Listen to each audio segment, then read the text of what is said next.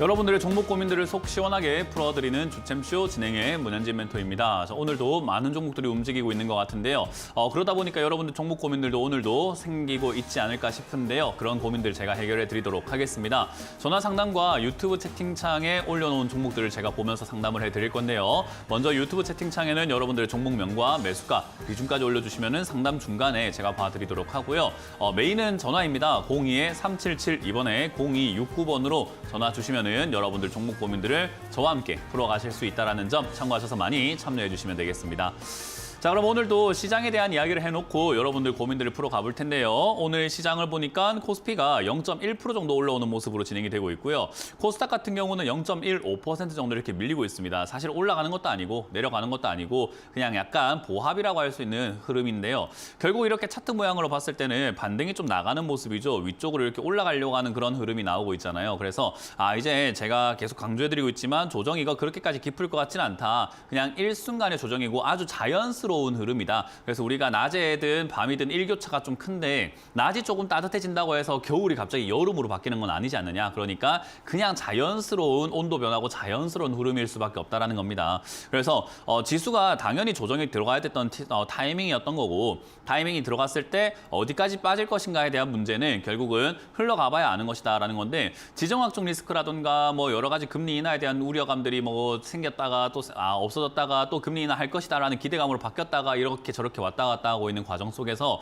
뭐 실적들이 좀 의외로 좋게 나오는 기업들도 좀 많이 있는 거고 그러다 보니까 이제 금리 인하는 뭐 모르겠고 일단은 올라가는 게 맞지 않겠느냐라는 겁니다. 그래서 결국은 지수가 이렇게 좀 올라가면서 진행이 되고 있다 생각하시면 되고요. 아마 조정은 이제 여기서 끝날 가능성이 높지 않을까 싶어요. 조금 더 내려간다 하더라도 2400선에서 살짝 반등이 나가면서 우리가 흔히 말하는 바닥권을 만들어 갈 가능성이 높겠다 생각이 듭니다.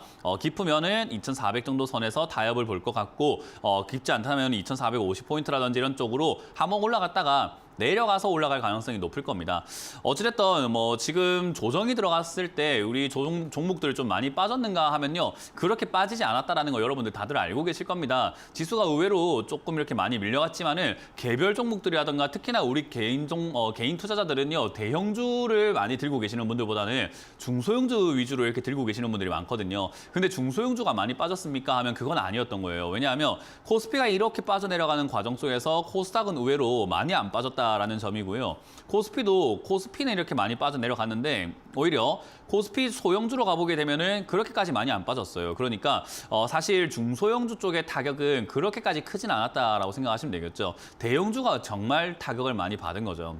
그래서 대형주를 갖고 있는 게 아니라고 한다면 결국 중소형주 쪽은 조정을 그렇게 많이 받지도 않았을 것이며 내려갔다고 한들 그렇게 심하게 빠진 것은 아니기 때문에 오히려 추가 매수를 한다거나 이러기에는 조금 애매한 포인트지 않을까 싶습니다. 기다리면 충분히 올라갈 수 있는 그런 타이밍이라고 생각이 들고요. 딱히 뭐 어려운 시장까지는 아니다 보여집니다. 거기다가 오늘 상한가 들어가거나 급등 나온 종목들을 본다고 하더라도요. 뭐 AI부터 해서 반도체 여러 가지 기업들이 지금 올라오고 있는데 안타깝게도 이제 좀 밀리고 있는 기업들도 꽤나 많이 있고요. 그런 밀리는 종목들 중에서는 뭐 자이글 이런 거 제가 방송에서도 설명해 드렸고 방송에서도 조금 이렇게 안 좋게 이야기를 했던 것 같습니다.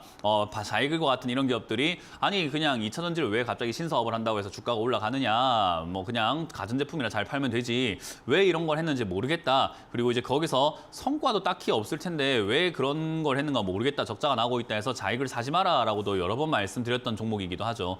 이게 밀려내려가고 있고요.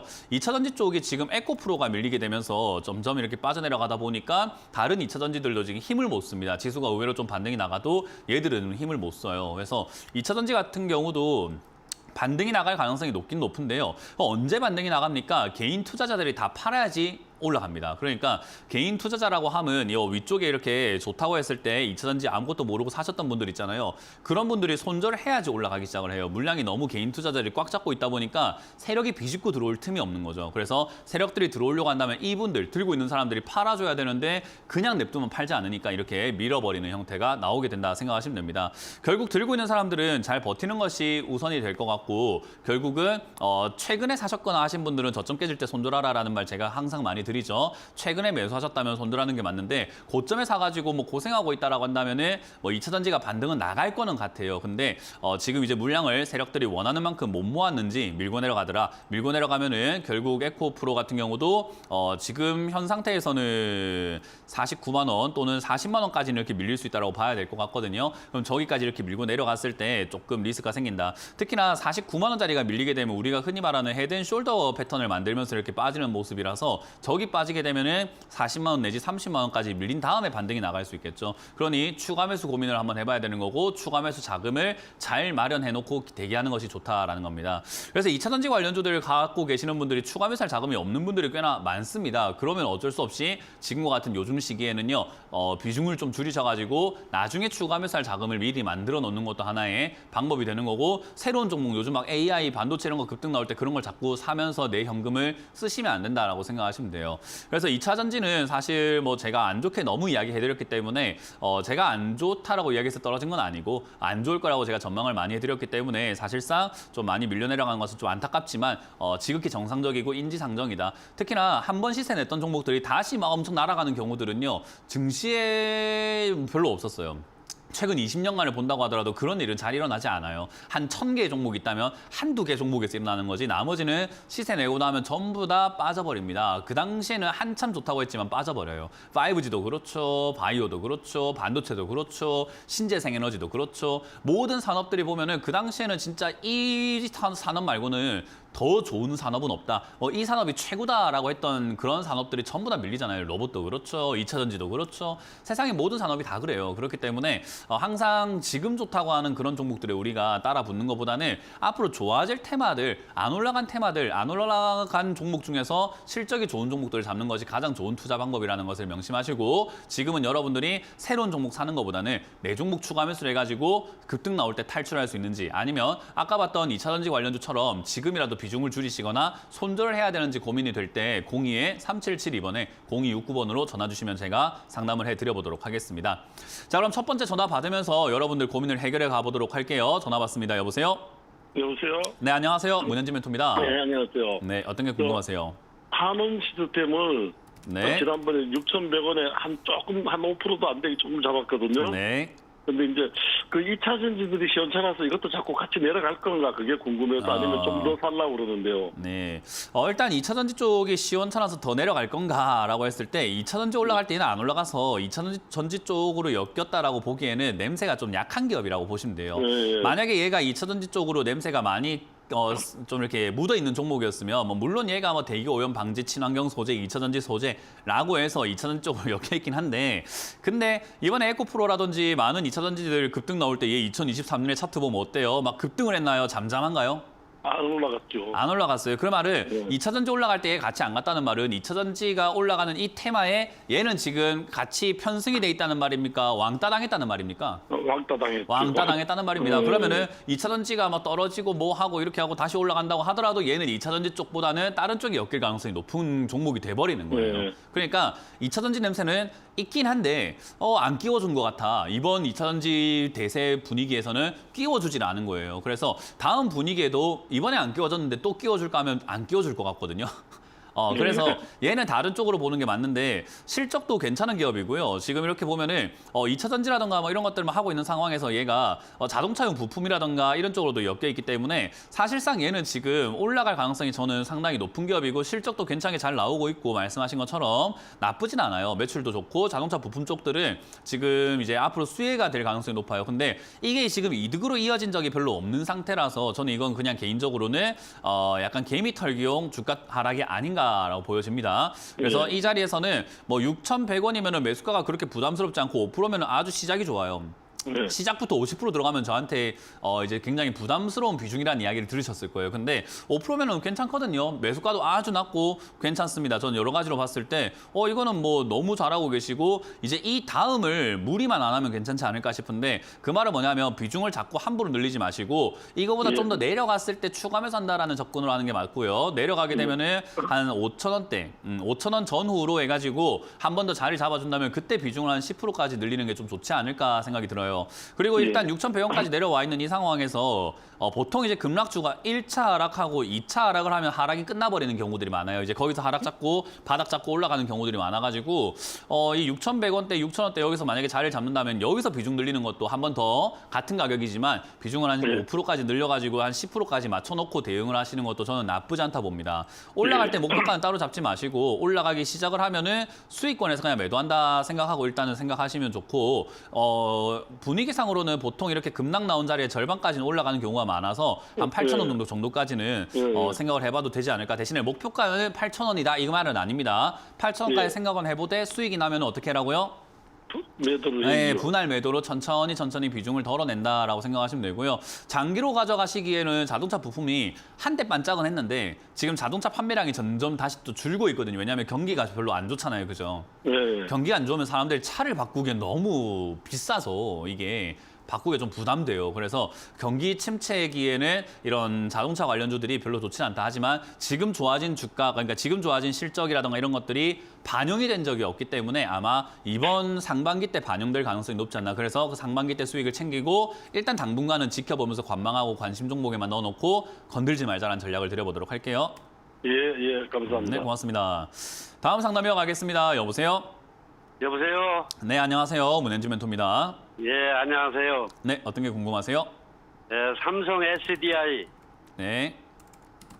39만 원에 20%예요. 네, 삼성 SDI 이제 전화가 슬슬 많이 옵니다. 왜냐하면 주가가 빠지거든요. 이거 물린 분들 굉장히 많거든요. 근데 39만 원이면 최근에 매수를 하신 거네요. 그죠?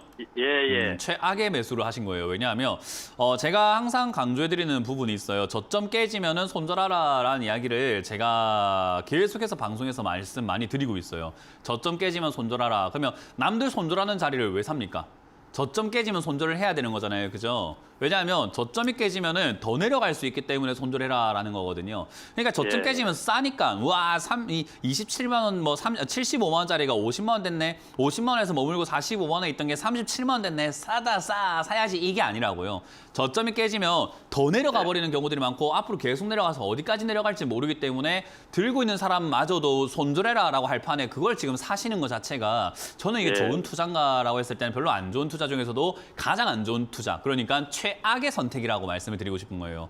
저점 깨지는 종목은요. 그 다음 예. 저점이 만들어지거나 그 다음 바닥이 나올 때까지는 사면 안 돼요. 이게 우리가 흔히 말하는 떨어지는 칼날인 거예요. 칼이 떨어지고 네. 있는데 잡으면 돼요, 안 돼요? 안 되지요. 네, 지금 잡으셨잖아요. 손 다치겠네요. 그래 다친 거잖아요, 지금. 그죠?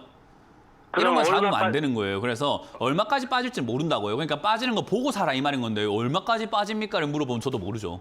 왜냐하면 그러면 이게 어디까지 내려가는지 재매수를- 봐야 되는 거니까. 재매수를 할 재매수도 생각인데요. 어디까지 내려가는지 보고 해야 되는 거예요. 그러니까 그게 어디까지냐고 하면 모르죠. 언제입니까? 모르죠. 그러니까 이걸 안 잡고 있는 게 최고의 베스트였던 건데 일단 잡았기 그럼 때문에 방법이 없고 저는 손절을 개인적으로 할까요? 지금이라도 손절하고 나중에 다시 잡는 게 낫지 않을까라고 말씀을 드려보고 싶은 거예요. 투자 이런 식으로 하시면 안 돼요. 이거 지금 잘못된 투자예요. 정말 잘못된 투자에 잘못된 질문들이 연속으로 나오고 계시는 거예요. 그러니까 이거는 제가 봤을 때 투자를 이렇게 하시면 안 되고 물론 이렇게 떨어졌을 때 사는 것 자체는 올라갔을 때 사는 것보다 훨씬 낫거든요. 근데 이왕이면은 떨어졌을 때 사는 것도 좀 좋은 자리에서 좋은 방식으로 사야 되는데 이거는 별로 좋은 자리도 아니고 좋은 방식도 아니고 떨어졌다라는 게 고점에서 놀다가 떨어지는 자리이기 때문에 어디가 바닥일지를 일단은 확인하러 가야 되는데 그게 예를 들어서 33만 원일 수도 있고 30만 원일 수도 있고 20만 5만 원이 될 수도 있는데 아니 그렇게 내려갈 수 있는 자리를 왜 39만 원부터 자꾸 고생을 하십니까? 이해가 되세요? 예. 네, 그래, 그러니까 나는 어디까지 내려갈까요? 재매수하고 싶은데 추가 매수할 건데요 라고 한다면은 39만 원에 사서 들고 가지 마시고 아예 없는 상태에서 기다리고 있다가 현금 들고 기다리고 있다가 나중에 바닥 잡을 때 들어가는 거 어떨까요? 어딘지 모르겠지만 그럼 그게 지금 훨씬 더 나을 것 손절 같아요. 그래서 저는 지금- 지금이라도 손절하시는 게 낫다라고 말씀을 드려보고 싶은데요. 여기서 마무리 지어보도록 하겠습니다. 고맙습니다. 다음 상담 이어가겠습니다. 여보세요? 여보세요. 네, 안녕하세요. 문현진 멘토입니다. 네, 수고하십니다. 네, 어떤 게 저는 궁금하세요? 저는 네. 인텍 플러스, 인텍 플러스, 인텍 플러스 예, 매수가랑 비중이요. 예, 그거를 네, 좀 매수가랑 들어갈까 비중이요. 싶어가지고, 들어갈까 싶어가지고요. 예, 왜요? 그거 저는 이게 좀 많이 좀 내려갔대, 예, 네. 내려갔다가 지금 올라왔거든요. 그게 이유가 전문가요? 예. 일단 뭐 전화 주셔서는 감사합니다. 이 사기 전에 전화 주셔서 너무 감사한데 이유가 너무 좀 이렇게 허술해서 사실은 조금 이렇게 당황스럽긴 합니다. 이걸 사야 되는 이유가 뭐 명확했다면 제가 뭐 사세요라고 할 수 있는데 이유가 불분명하고 이렇게 뭔가 잘 모르시는데 그냥 많이 내려간 것 같았어요라고 한다면은 저는 사지 말고 공부부터 하시는 거 어떨까라는 전략을 좀 드려보고 싶어요. 이거는 지금 잘못된 투자를 하려고 예. 하시는 거고 일단 인텍플러스라고 하는 이 기업도 2차전지 쪽으로 엮여가지고 급등이 나오긴 했어요. 반도체랑 2차전지 같이 엮여가지고 올라오긴 했는데 지금 이 기업도 이제 적자가 나기 시작을 했고 매출도 떨어지고 있어가지고 사실 좋은 기업인가 하면은 그건 아니고 여기서 단기적인 차트 모양과 차트 분위기에 따라 가지고 급등락이 이렇게 반복되는 시세 변동이 좀 생길 자리예요. 근데 시세 변동이 생기는 자리라고 한다는 것은요. 차트를 보고 기업이 어떻고 저떻고 이런 것보다는 차트를 보고 매매를 해야 되거든요. 호가를 보고 매매를 해야 되고 차트를 보고 매매해야 되고 그 안에서 매수 매도를 되게 잘해야 되는데 지금 이제 오늘 살까요라는 질문은 전 차트를 잘 보는 분 같아 보이지는 않습니다. 그래서 저는 이걸 지금 사서 매매를 하시는 데는 좀 어려움이 생기지 않을까. 이게 올라간다고 하더라도 매도 타이밍 잡기도 되게 힘드실 거고 어쨌든 오늘 상담 이후로 언제 전화가 될지는 모르는 거잖아요. 그죠? 네. 그럼 제가 이거 매수해도 될까요? 라고 했을 때 됩니다라고 하면은 시청자님이 이제 알아서 감당해야 되는 무책임한 자리로 제가 떠밀어 버리는 건데 저는 그렇게 못 하겠습니다. 저는 양심적으로 시청자님이 어려울 수 있는 상황에 빠진다면 저는 수익을 떠나서 어려움을 느끼지 않았으면 좋겠다 생각이 들어서 가지고 이거는 매수 안 하시는 것을 추천드려 보도록 할게요. 일단 이 종목이 뭐 35,000원짜리까지 일시적으로 튀어 오를 수도 있는 거고 여기서 만약에 꺾이게 되면 차트 흐름상 저점 깨고 또 내려가는 자리가 된단 말이에요. 그래서 샀을 때 35,000원까지 노리고 밑으로 빠질 때 26,000원에 손절하는 것을 그때그때 상황에 맞춰가지고 대응을 할 줄 아셔야 되는데 그게 안 된다면 저는 안 사는 게 좋다고 봅니다. 이거 괜히 잡으시면 아마 좀 크게 손실 날 가능성이 높습니다. 그래서 저는 매수 의견은 드리지 않도록 하겠습니다. 공부 좀 하세요. 네. 고맙습니다. 네, 감사합니다. 네. 다음 상담 이어가겠습니다. 여보세요? 여보세요? 네, 안녕하세요. 문현진 멘토입니다. 네, 반갑습니다. 네, 어떤 게 궁금하세요? AD 테크놀로지 29,800원에 10%인데요. 네. 지금 거의 이제 그 본전 가까이 이렇게 와가는데 이걸 네. 계속 가지고 갈지 아니면은 손절을 해야 될지. 그냥 저한테 물어보기보다도 같이 차트를 한번 볼게요. 차트를 네. 한번 볼게요, 이거를. 일단 AD 테크놀로지라고 하는 요 기업도 올라온 게 이제 반도체 쪽으로 엮여가지고 올라왔습니다. 그죠? 네. 근데 이 기업이 실제로 반도체로 엮여가지고 돈을 잘 벌고 있는가 하면은 지금 보면은 그러니까 작년 1분기부터 해갖고 계속 적자죠. 누적 적자예요. 그죠? 매출도 떨어졌고요. 어쨌든 반도체 쪽이 지금 좋아질 기미가 보인다, 반등이 나올 것 같다라고는 하지만 실제로 좋아지고는 있지 않다라고 제가 방송에서도 여러 번 설명을 드렸습니다. 실제로 막 지금 뭐 올라가는 건 아니고 반등의 기미가 보인다 정도예요. 그러니까 반도체 가격도 쭉쭉 떨어지다 보니까는 거기서 약간 반등의 기미가 보인다 정도. 그냥 반등 와가지고 예전처럼 막 복귀가 됐다는 것도 아니고 그리고 반도체를 감산을 해놨던 것들 막 풀려가지고 이제 공급을 다시 또 늘리겠다도 아니고 수요가 폭발적으로 증가했다도 아니고 그럴 기미가 보인다 정도고 그럴 기미가 지금 보이곤 있어요. 근데 주가는요. 과거에 좋았던 시기만큼 이미 올라가 있다는 거예요. 그러니까 좋아진 건 아닙니다. 과거의 시기만큼 좋아진 게 아닌데 과거의 시기만큼 좋아진 것처럼 올라와 있다고요. 그러니까 제가 예를 들어가지고 감기가 걸려가지고 막 콜록콜록하고 아파요. 그래서 평소에는 감기 걸리기 전에는 운동을 했는데 감기 걸리고 나면 어때요? 체력이 좀 약하니까 어떻습니까? 운동하기가 좀 힘들겠죠, 그죠? 네. 운동하기도 힘들고 술도 한잔하기도 힘들고 막 힘든데 이제 감기가 좀 나아가는 것 같아서 운동하러 가가지고 막 술도 마시고 이러면 될까요? 안 될까요? 안 되는 건데 얘는 지금 그 정도까지 회복된 것도 아닌데 주가는 이미 그러니까 하고 있는 행태는 이미 올라왔다는 거죠. 다 나은 것 마냥 행동하고 있다는 거예요. 근데 만약에 다 나은 게 아니라면 어떨까요?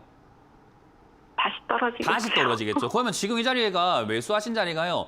빨간색 선으로 제가 쫙 그어놨는데 빨간색 선이 시청자님 매수가예요. 역대 네. 이 종목이 가장 좋았던 시기가 2020년에 올라왔던 시기가 이만큼 올라왔었거든요. 2020년에 돈 잘 벌었어요, 이 회사. 왜냐하면은 100억씩 벌다가 2020년에 135억씩 벌었거든요. 그러니까 네. 어때요? 영업이익이 좀 늘어났고 반도체 산업 좋아진다고 매출도 1,000억에서 2,900억으로 늘어나서 3,000억까지 늘어났으니까 좋아요, 나빠요? 좋죠. 좋아요. 가장 빛났을 때라고요. 가장 리즈 시절이라고 하죠. 가장 좋았던 시기가 저 주가인데 지금은 그때보다 매출도 떨어지고 영업이익은 적자가 나고 있는데도 불구하고 주가가 똑같으니까 이거는 가격이 어때요? 거품입니까? 실체가 있는 가격 같아요? 거품이죠. 네, 거품에서 우리가 지금 여기서 본전인데요. 좀 더 갈까요? 어쩔까요? 하는 게 나을까요? 빨리 도망쳐 나오는 게 나을까요? 상식적으로 나와야겠네요. 그냥 네, 상식적으로 삽시다. 이거를 여기서 조금 더 갈까요? 안 갈까요?는 저도 못 맞춰요. 그거를 맞출 수 있는 전문가가 어디 있어요? 사람들은 여기서 제가 봤을 때 내일 떨어질 것 같습니다 하면 올라가면은 왜 못 맞춘다 실력도 없어 이렇게 하는데 그거 못 맞춰요. 그거 맞출 수 있는 사람이 어디 있어요? 대한민국에 아무도 없어요. 그냥 찍을 뿐이에요. 그러니까 저한테 찍어 달라고 하는 건데 그거는 저도 양심적으로 찍기가 좀 그렇지 않겠습니까? 네, 상담을 할 거면 이렇게 올바른 투자 방법을 알려주면서 상담을 하는 게 맞는 거지. 이거 내일 올라갈 겁니다. 가져가세요. 이건 무슨 뭐 점쟁이도 아니고 뭐 하는 거예요, 그게. 그러니까 이거는 지금 우리가 봤을 때 유리하다, 불리하다로 따졌을 때는 불리한 자리인 것 같다 정도예요. 그러니까 불리한 자리에서 들고 있는 분에게 가져가세요라고 하면 계속 불리하게 사세요라고 하는 거니까 그건 좀 잘못된 상담 같지 않나요? 제 입장도 고려를 한번 해주세요. 입장 바꿔 생각했을 때 불리한 상황에 처해진 상황한테 계속 그렇게 사세요 하는 것 자체가 이상한 상담이죠. 그러니까 지금은 저는 이거는 매도 관점으로 자꾸 대응하는 게 맞고 어쨌든 지금 지수가 반등이 나가고 있고 반도체 산업에 대한 어떤 뉴스가 나오고 있어서 그 흐름 따라가지고 요즘에 제주 반도체니 뭐니 서울 반도체니 급등 나오고 있어서 그 흐름에 맞춰가지고 얘가 시세가 조금 살아있다면은 한 31,000원 내지 32,000원까지 갈 수는 있을 것 같은데 큰 수익은 아니고 리스크만 크고 부담스러운 자리이기 때문에 비중부터 줄이고 그냥 편안하게 매매하시는 건 어떨까? 오히려 아까 이 종목하고 반대인 종목을 찾아보시면 돼요. 돈은 잘 버는데 주가가 떨어져 있는 종목은 올라갈 종목이고요. 돈 못 버는데 올라간 종목은 떨어질 종목이에요. 그러니까 얘는 떨어질 종목이죠. 그럼 우리가 이걸 들고 있느니 올라갈 종목으로 옮기는 게 낫지 않을까요? 아, 네. 그게 편하잖아요. 마음이 앞으로 다가올 내일이 밝은 내일이 될 수 있잖아요. 이건 지금 어두운 내일 같은데요. 네, 그러니까 알겠습니다. 매매 방식을 좀 바꿔냅시다. 네, 그래서 감사합니다. 이거는 단기적으로 빨리 매도 처분하시길 바라겠습니다. 고맙습니다. 네. 다음 상담 이어가겠습니다. 여보세요? 안녕하세요. 네, 안녕하세요. 문현진 멘토입니다. 감사합니다. 네, 어떤 게 궁금하세요? 삼보 모터스요. 삼보 모토스고요. 매수가랑 비중이요? 7,335원 22%. 7,335원에 35원 22%. 22%요. 일단 이 종목도 들고 가시는 게 유리해요. 일단 예고 아까 이제 방금 설명했던 거랑 비슷한 건데요. 돈은 잘 버는데 주가가 안 간 케이스예요. 이게 지금 이런 케이스가 어디 있냐면 자동차 부품 쪽에 많아요. 자동차 쪽이 지금 뭐 굉장히 이렇게 호황을 맞이하고 있었거든요. 현대차도 그렇고 기아차도 그렇고 자동차 부품 업종들도 우리나라 환율 때문에도 영향을 많이 받아가지고 이제 자동차가 많이 팔렸고 그리고 솔직히 뭐 제네시스라든가 디자인이라든가 이런 걸 보면은 이번에 디자인도 괜찮게 잘 나와가지고 외국에서도 굉장히 많이 팔려 나간 것 같아요. 그래서 사실 자동차 산업은 다른 산업들 지금 반도체는 막 적자가 나고 불황인 기업도 되게 많은데 오히려 자동차 쪽은 이렇게 흑자가 나고 흑자폭도 점점 키워가고 있는 기업들도 많이 있어요. 왜냐하면 2022년에 한 해 영업이익이 220억인데 작년 1분기 130, 2분기 140, 3분기 140으로 해서 영업이익이 오히려 빵빵 늘어나고 있어요. 단순 계산을 해본다 하더라도 지금 벌써 400억대가 넘는 영업이익을 내고 있거든요. 그러니까 사실 2020년과 비교하더라도 영업이익이 한 2배 이상 늘어난 기업인 거고 뭐 만약에 마무리까지 140억으로 잘 된다면은 2022년과 비교하더라도 영업이익이 한 3배 내지 4배까지 급등을 하는 아주 성장 중인 기업이라고 생각할 수 있는 거죠. 영업이익이요. 근데 주가는 안 갔어요. 이런 기업들이 가는 거예요. 그러니까 언제 갈까요? 라기보다는 사람들이 알아줄 때까지 기다리면서 가져가는 게 맞아요. 언제 갈지는 사람들이 좋아해야 가는 거거든요. 그러니까 그거는 몰라요. 언제까지인지 모르는데 기다리면 올라갈 가능성이 매우 높은 기업인 거예요. 왜냐하면 지금까지 주식 역사를 돌아봤을 때 실적이 좋은데 주가가 안 간 기업 중에서요. 안 올라간 기업이 뭐 100개 중에 한두 개밖에 없어요. 그러니까 나머지 한 99개에서 98개 정도, 그러니까 98개에서 99개 정도는요. 실적이 좋은데 주가가 이렇게 안 가 있으면 뒤에 다 급등 나와요. 그러니까 확률이 굉장히 높은 자리인데 우리가 안 들고 갈 이유가 별로 없다는 거죠. 대신에 7,300원이라는 매수가가 좀 부담은 돼요. 솔직히 말하면. 왜냐하면 얘가 5,000원부터 8,000원까지 왔다 갔다 하는 이런 기업인데 그걸 7,300원에 들고 있으니 사실 내 매수가가 유리한 편은 아니거든요. 근데 올라가기 시작하면은 얘가 아마 10,000원대까지라든가 9,000원 이상까지 이렇게 치고 올라가는 그림이 나올 가능성이 매우 높아요. 실적 개선에 대한 이야기들과 여러 가지 자동차 부품 그리고 현대차에서 드론 택시 이야기 많이 나오고 있고 전기차 양산도 이야기 많이 나오고 있다 보니까 그런 이야기들이 올 중순이나 올 초쯤에 이렇게 이야기 나오기 시작한다면은 움직일 것이고 그러면은 매수가가 워낙 높다 보니까 혹여나 기회가 발생이 된다면 한 5,000원대까지 내려가는 기회가 발생된다면 비중을 한 30% 이상까지 늘리신 다음에 가져가는 걸 추천드려 보도록 할게요. 그래서 가져가는 동안에 흔들리지 마시고 그냥 굳건히 가져가시는 게 좋아요. 그래야 수익을 냅니다. 아시겠죠? 예, 알겠습니다. 네, 고맙습니다. 네, 잠시 상담을 쉬었다가 이번 주 강연회가 또 어디서 열리는지 체크 한번 해보고 돌아오도록 하겠습니다.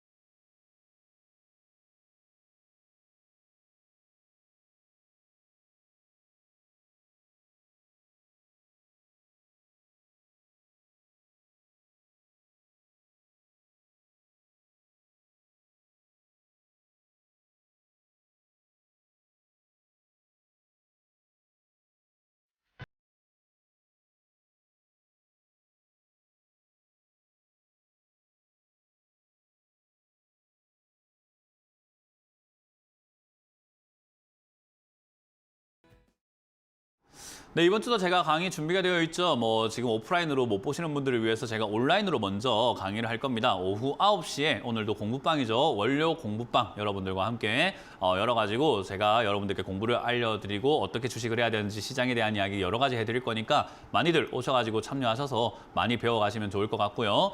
그리고 제가 오프라인 강연도 준비가 되어 있습니다. 이번 주 토요일과 일요일은 원주와 수원으로 가는데요. 원주는 가기가 좀 겁이 납니다. 사실은 왜냐하면 많이 안 오시더라고요. 그래서 이번에 가서도 별로 안 오시게 되면 아마 안 가지 싶습니다. 그래서 원주는 여러분들이 시간 나신다면은 좀 오시는 게 좋지 않을까. 원주가 왜 그런지 모르겠지만은 잘 안 오시는 것 같더라고요. 그래서 원주에 있으신 분들은 원주 시티호텔 3층 세미나실로 많이들 오시면요. 여러분들이 오실 만큼 저희가 자주 갈 수도 있고 다른 멘토님들도 가실 수 있기 때문에 시간 나신다면은 꼭 들리셔가지고 오프라인 강연도 재밌게 온라인에서 할 수 없는 이야기들을 굉장히 많이 하기 때문에 오프라인도 재밌게 들어주시면 될 것 같고요.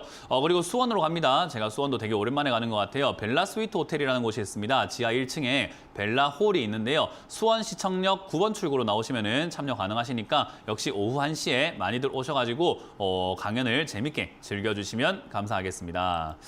자, 그럼 여러분들의 종목들이 또 유튜브에도 많이 올라온 것 같습니다. 그래서 유튜브 올라온 종목들을 좀 보도록 할 텐데요. 이마트를 매수하셨다라고 하셨습니다. 매수하고 싶으시다라고 하셨네요. 67,000원쯤에 매수해도 될까요? 아직 떨어지는 칼날인가요? 라고 하셨는데요. 이제 이게 관점에 따라 다른 것 같아요. 이게 떨어지는 칼날인가라고 하면요. 저는 떨어지는 칼날처럼 보이지는 않고 이제 바닥 부근이다라고 생각을 해요. 바닥 부근이라고 해서 67,000원 여기가 지금 바닥이니까 앞으로 한 푼도 안 떨어질 겁니다. 계속 올라갈 겁니다. 이건 아니고 바닥 언저리라는 거죠. 그래서 바닥 언저리인 것 같긴 한데 이거를 사서 들고 갈 의향이 있는가, 그러니까 들고 갈 수 있는가가 좀 문제가 되겠죠. 이거를 사가지고 들고 갈 수 있는 정도의 마인드가 있어야 되거든요. 왜냐하면 이렇게 안 좋은 기업들, 그러니까 주가가 내려와 있는 기업들은 세상에 안 좋다고 합니다. 근데 매수해도 될까요? 라는 질문 하시는 거 보면은 그런 거, 그러니까 남들이 노라고 할 때 예스 할 수 있는 역발상 투자가 가능하시다라는 거고 그게 이제 우리가 흔히 말하는 워렌 버핏의 정신이죠. 모든 투자자들을, 투자의 대가들이 이야기하는 게 그런 겁니다. 모두가 아니라고 할 때 맞다고 생각하고 투자를 해야 되고 들어갔을 때도 모두가 아니라고 할 겁니다. 이제 그런 것들을 이겨낼 수 있느냐의 문제고요. 실적은 실제로 안 좋아지고는 있으나 선방에 나가고 있는 부분이고요. 이마트도 체질 개선이라는 거 좀 필요하죠. 왜냐하면 요즘 오프라인 쇼핑을 잘 안 하잖아요. 온라인 쇼핑을 좀 많이 하잖아요. 그래서 그러다 보니까 얘들이 이제 승마트라던가 이런 쪽으로 점점 이렇게 유통 채널을 좀 바꿔 나가고 있어요. 특히나 대항마가 너무 많이 생겼고 너무 선두주자로 잘 치고 나가고 있는 게 쿠팡이잖아요. 그래서 이제 그런 경쟁 업체들 때문에 얘들은 좀 이렇게 주가가 많이 빠졌다라고 보면 됩니다. 하지만 이런 산업들은요, 계속해서 매출이 나올 수밖에 없는 구조를 갖고 있긴 해요. 왜냐하면 경기 침체가 오더라도 사람들이 먹고 살아야 되고, 특히나 이제 외식 문화보다는 사서 해먹자 문화가 되어 있다 보니까 이마트가 좀 메리트가 높다라고 보면 되고요. 근데 이제 이렇게 생각해 보면은 이마트를 사야 하나라고 하면 저는 그건 좀 아닌 것 같아요. 왜냐, 이마트를 사서 들고 있는 분들이라고 한다면은 가져가는 게 좋고 추가 매수까지 고민하는 게 맞다라고 저는 설명을 해드릴 겁니다. 근데 지금 이분은 안 사신 거잖아요. 그러면 경기 침체에 사람들 먹고 살아야 되고 그러면은 가전제품은 좀 안 살 수 있으니까 그런 건 둘째 치더라고. 먹고 사는 문제를 생각해서 외식 안 하고 가서 쇼핑을 한다? 근데 과연 대형마트 가서 할 것인가? 편의점에서 할 것인가를 생각해 보는 거죠. 그러면은 편의점이 낫죠. 그러니까 차라리 내가 지금 뭐 이런 먹거리 유통이라든가 이런 식음료 파트를 투자하고 싶다라고 한다면 이마트보다는 식음료 업체들, 그러니까 완전히 음식을 만드는 기업들에 투자하시거나 아니면은 저기 이제 편의점 관련주들을 사시는 게 훨씬 더 낫다 설명해 드리고 싶고요. 다시 말하지만은 이마트를 들고 있는 사람들은 갖고 가는 게 유리하고 오히려 추가 매수 자리를 보는 게 유리한데 안 들고 있어서 하는 말이에요. 안 들고 있기 때문에 굳이 그 많은 기업들 중에서 이마트를 사야 됩니까 하면 저는 그건 좀 아닌 것 같아요. 다른 분들이 물려 있을 때는 제가 이 기업 좋다고 생각하거든요. 물려 있는데 손절할 필요까지는 없다라는 거죠. 손절하지 말고 그냥 오히려 더 사고 가져가시면 된다라는 거죠. 이거는 사라는 말은 아닙니다. 그래서 이마트를 지금 산다는 말은 저는 좀 반대합니다. 그래서 괜찮은 기업이긴 한데 다른 쪽으로 눈을 돌려보자라는 전략을 드려보도록 합니다. 자, 다음 종목도 상담을 이어가 보도록 하겠습니다. 선진이고요. 9,100원에 매수를 하셨고요. 20% 끝없이 떨어지는데 어떻게 대응해야 될까요? 끝없이 떨어질 만한 자리이기도 하고 식음료 파트라든가 이런 쪽들에 이제 관심이 좀 많이 없어요. 근데 이 기업도 이제 배합 사료부터 해서 판매, 양돈 이런 것들을 하고 있는데 배합 사료 쪽이 요즘에 막 많이 올라갔거든요. 한일 사료라든가 이런 것들 많이 올라갔는데도 얘는 지금 많이 못 올라갔습니다. 테마로서는 일단은 영향력 자체가 조금 적다 생각이 들고요. 일단 실적과 매출은 좋아지고 있어가지고 사실 나쁘진 않은데 얘 같은 경우도 한때 너무 급등 나왔고 저점을 깨고 내려가는 중이기 때문에 사실은 추가 하락이 지금 이렇게 불가피한 상황인 거죠. 그래서 이거는 저점을 깨지고 저점 무너뜨리고 내려가는 이 자리를 어쩔 수 없이 더 내려간다 생각하시면 돼요. 기업에 좋고 나쁘면 상관없습니다. 그래서 제가 어떤 기업들은 고점에서 이거 저점 깨지면 손절해야 됩니다라고 하면은 아니 이렇게 실적도 잘 나오고 좋은 기업을 왜 손절해라고 하지? 저게 전문가야? 라고 하는 분들이 있는데 이거는 기업의 가치를 평가할 문제가 아니라 저점 깨지면은 증권사에서도 외국계 기업에서도 외국계 증권가에서도 그리고 블랙록이라든지 이렇게 우리가 흔히 아는 굉장히 유명한 기업들에서도 자산운용사에서도 저점 깨지면 기업의 가치를 불문하고 손절하라고 가르칩니다.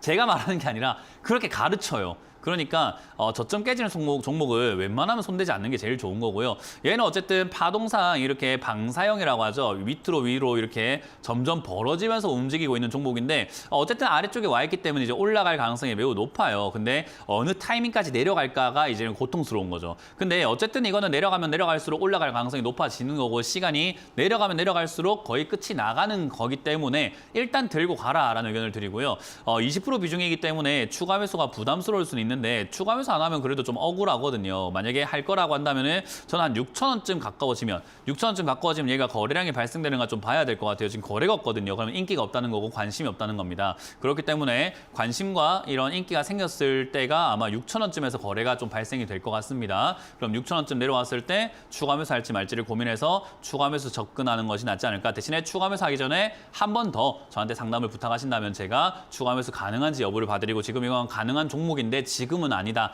그러니까 그냥 가져가라고 마무리 드려보도록 하겠습니다. 자, 다음 종목도 한번 보도록 할게요. HMM이고요. 22,600원에 매수를 하셨고 20% 매수하셨는데 매수 단가 올 수 있을까요? 라는 질문을 하셨어요. 22,600원이면 급등할 때 따라 붙었다가 지금 바로 물리신 케이스가 되었네요.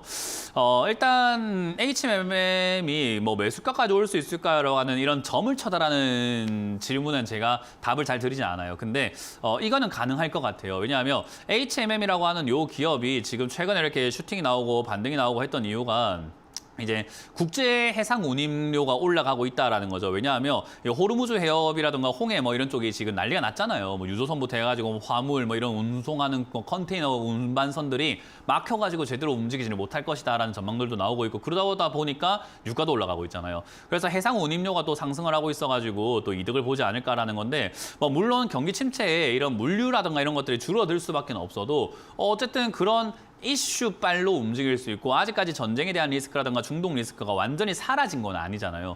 그래서 그런 내용들로 인해서 슈팅이 한번 나올 수는 있겠다. 그래서 본전까지는 잘 모르겠고 슈팅이 나올 수는 있겠다. 그러니까 본전 근처 또는 매수가까지는 모르겠지만 손실을 줄여 나올 수 있을 것 같으니 다음 어떤 슈팅권이라든가 다음 이야기가 나와서 또 중동 리스크 아직까지 계속 진행이 되고 있기 때문에 또 서로 미사일 쏘네 또 했네 어쩌네 저쩌네 하면은 한번 슈팅이 빵 나올 수 있습니다. 아직 끝난 테마는 아니라서 들고 가보자. 그리고 튀어 올라올 때 정리하시되 다음번에는 이런 일시적인 테마에 편승하시게 되면은 매일같이 이렇게 물려가지고 수익 내려고 매매한 사람이 아니라 본전 찾으려고 매매하는 사람이 됩니다. 수익 내려고 매매하는 사람이 돼야 되지 않겠습니까? 그러니까 저는 이런 매매는 안 하시는 것을 추천드려 보도록 하겠습니다. 자, 이렇게 유튜브에 올라온 종목들을 보고 있는데요. 지금 뷰노가 또 상담이 들어와 있습니다. 뷰노 보니까요. 37,900원에 30% 정도 비중을 잡았다라고 합니다. 제가 항상 강조해드리지만 이 방송을 보신 지 얼마 안 되셨나 봐요. 제가 항상 강조해드리는 거 신규 종목은 사지 않는 게 신규 종목 아니었네요. 어쨌든 뷰노인데 어쨌든 요거 이렇게 급등 나온 종목은 사지 않는 게 제일 좋다라고 보면 되는데요.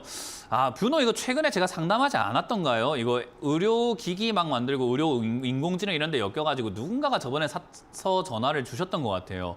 그분하고 매수가까지 비슷한 것 같습니다. 그때 제가 이런 이야기 했던 것 같아요. 적자가 점점 커져 나가고 있는 기업이다.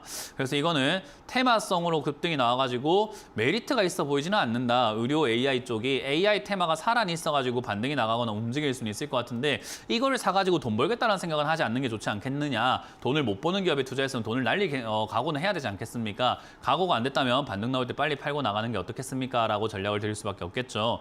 이것도 일단 지수가 지금 빠져내려가고 있고 주가가 이렇게 급등 나온 종목들이 다시 올라가기가 지금 버거워요. 제가 저뿐만 아니라 이거는 수많은 주식 전문가들이 요즘에 입을 모아 이야기하는 게 급등 나온 종목이 더 가는 시장이 아니라 바닥에 있는 종목들이 급등 나오는 시장이니까 제발 바닥주에 관심을 가지세요라고 이야기를 많이 하고 공매도 금지가 된 게 이렇게 급등 나온 종목에 수혜가 되는 것이 아니라 에코프로와 같은 거 종목에 수혜가 되는 것이 아니라 바닥주, 신저가 종목들의 수혜가 되기 때문에 대부분의 급등주들이 지금은 바닥에서 만들어집니다. 오늘 급등 나온 종목들도 대부분 다 바닥에서 튀어 올라가는 종목들이 굉장히 많고 밑에서부터 이렇게 올라가는 기업들이 굉장히 많아요. 요즘이 이래요. 근데 왜 자꾸 올라간 기업을 자꾸 사시는지 저는 잘 모르겠어요. 그러니까 자꾸 시대를 역행하고 계시는 거죠. 올라간 기업들은 다 빠질 자리예요. 지금 다 빠질 시기고 밑에 있는 게 올라올 시기인데 왜 자꾸 역행을 하십니까?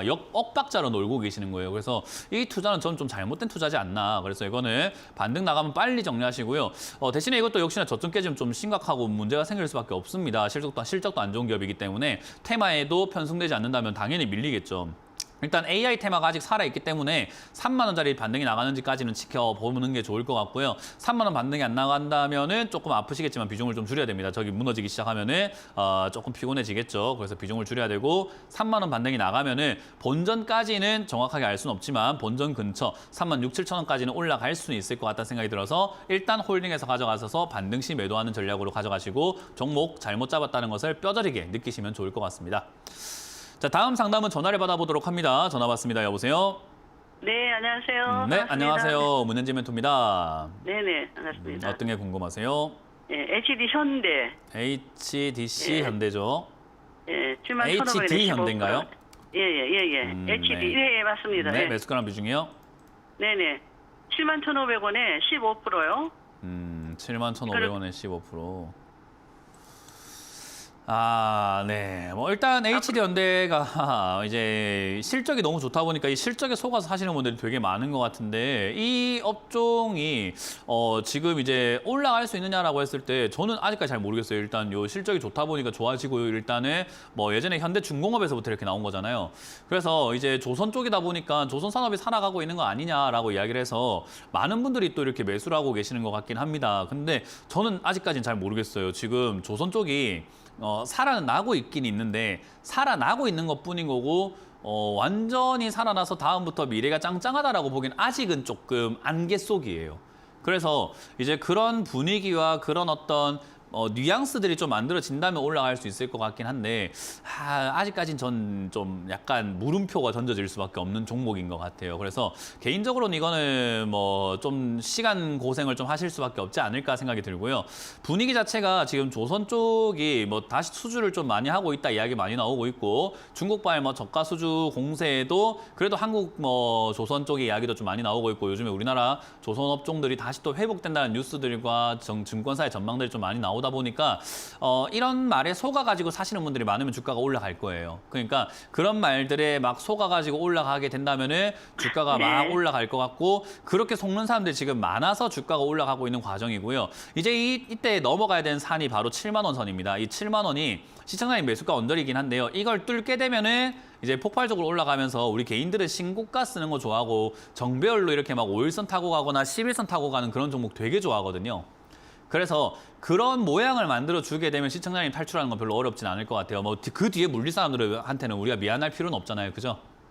네네. 그러니까 올라갈 때 뭐 더 가져가야지 장기로 가져가야지 이런 생각은 하지 말자 이거예요. 올라가면 아마 이거는 매도 네네. 관점으로 바라봐야 될 것 같고 지금 예. 당장에 장기로 가져가신다라고 하면은 아직까지 저는 안개 속이기 때문에 장기 투자는 별로 권유해드리지 않고 지금 분위기상에서 이렇게 속는 사람들이 많아서 다시 하여금 올라오고 있고 그로 올라간 걸로 인해서 8만 원 넘어가게 되면은 9만 원대까지 갈 수 있는데 그 언저리 선에서 적당히 타협보고 분할 매도 분할 매도로 뭐 8만 원쯤 7만 원 7천 원쯤에 한번 팔고 뭐 8만 원 2천 원쯤에 한번 팔고 8만 원 5천 원쯤에 한번 팔고 이런 식으로 분할 매도를 해가지고 매도하시는 거 어떨까라는 전략을 드려보도록 할 거예요. 이거는 기다리시면은 지금 분위기가 또다시 많은 사람들이 또 속고 있는 것 같습니다.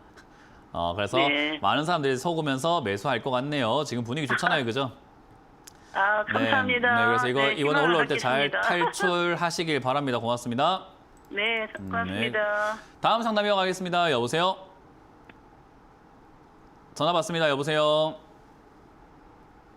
네, 전화를 받아봅니다. 여보세요? 예, 여보세요. 네, 수고하십니다. 안녕하세요. 문현지 멘토입니다. 예, 안녕하세요. 네, 어떤 게 예. 궁금하세요? 예, 두산 에너빌리티, 예. 두산 에너빌리티고요. 매수가랑 비중이요? 예, 16,840원에 10%입니다. 두산 에너빌리티도 이제 잊을만 하면 상담 들어오는 종목 중에 하나죠. 너무 자주 들어오고 있어요.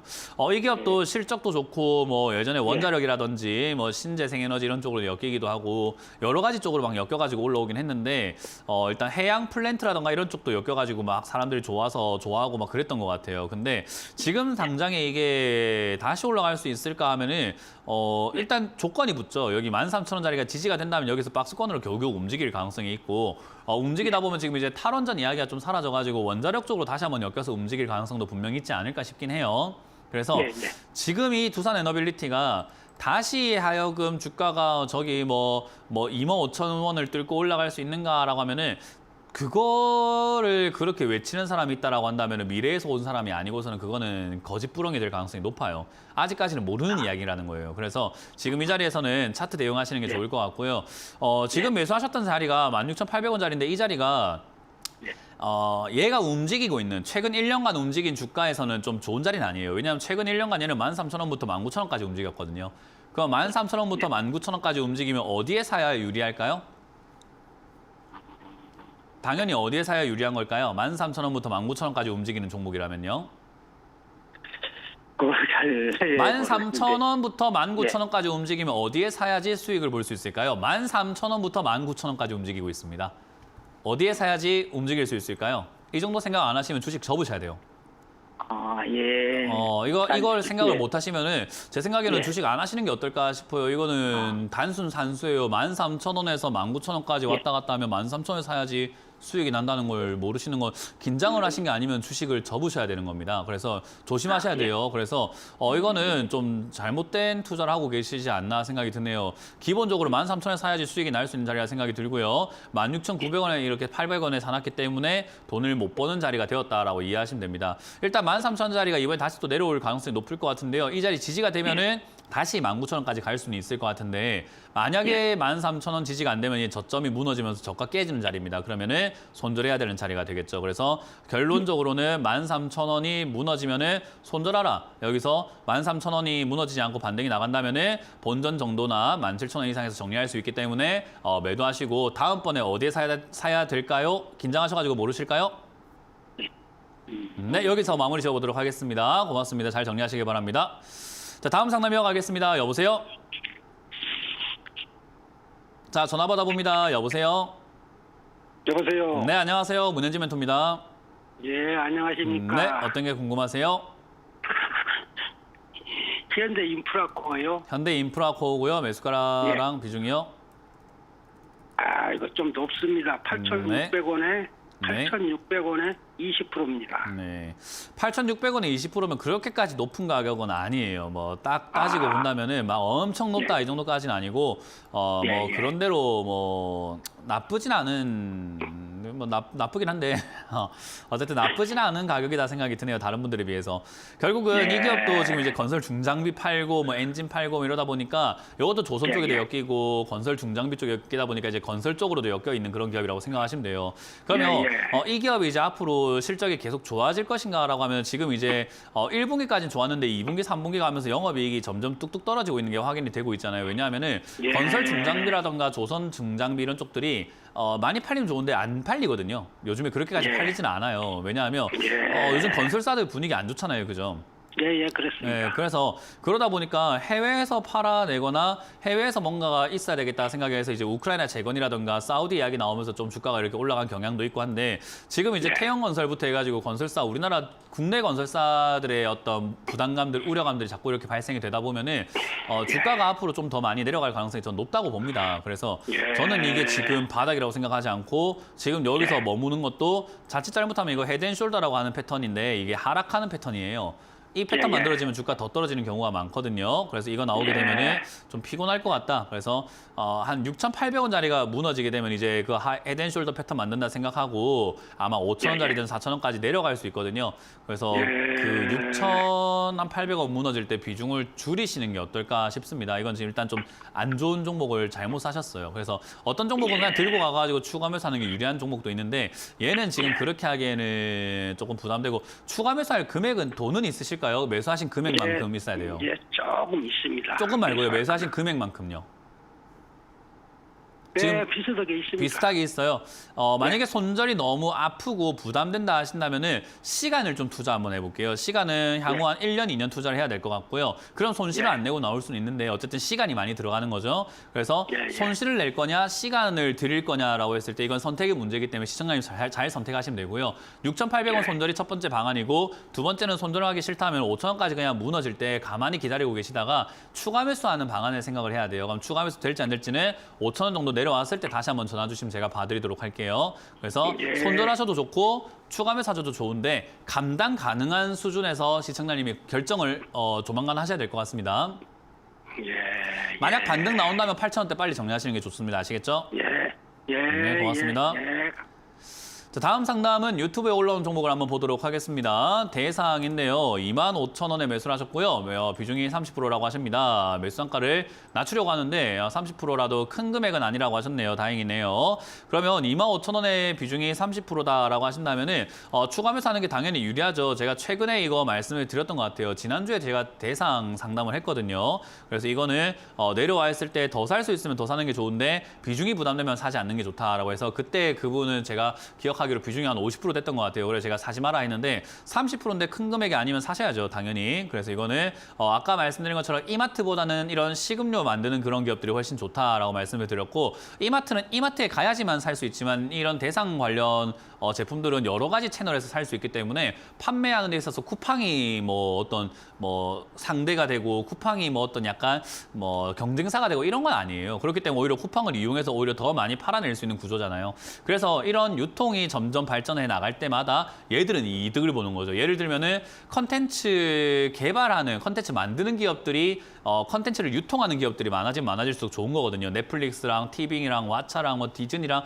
자기들끼리 싸우고 있을 때 컨텐츠를 만드는 사람들은 오히려 좋은 거 아니겠습니까? 유통할 때가 더 많아진 거니까요. 그러니까 사실 대상 같은 이런 기업들 투자하는 것이 이마트 투자하는 것보다 훨씬 더 낫다라고 보여지는 거고요. 아까 말한 것처럼 쇼핑 관련 뭐 이런 식자재 쇼핑에 관심이 있다면은 편의점 관련 종가 훨씬 낫다라는 거죠. 어쨌든 대상은 매수 메리트가 있습니다. 지금 여기서 사야 되나? 아니죠. 떨어지는 중에 사는 거 아닙니다. 아직 떨어지는 중이기 때문에 18,000원 내지 19,000원쯤 자리 잡으면 추가 매수하는 게 좋고요. 자리 잡지 않고 밑으로 빠진다면은 16,000원에 가깝게 추가 매수한다 생각하고 기다리시면 되고요. 매수하실 거면 사실 매수하신 금액만큼 하셔야 돼요. 큰 금액이 아니라고 했기 때문에 매수하신 금액만큼 사는 것도 추천을 드려보도록 하겠습니다.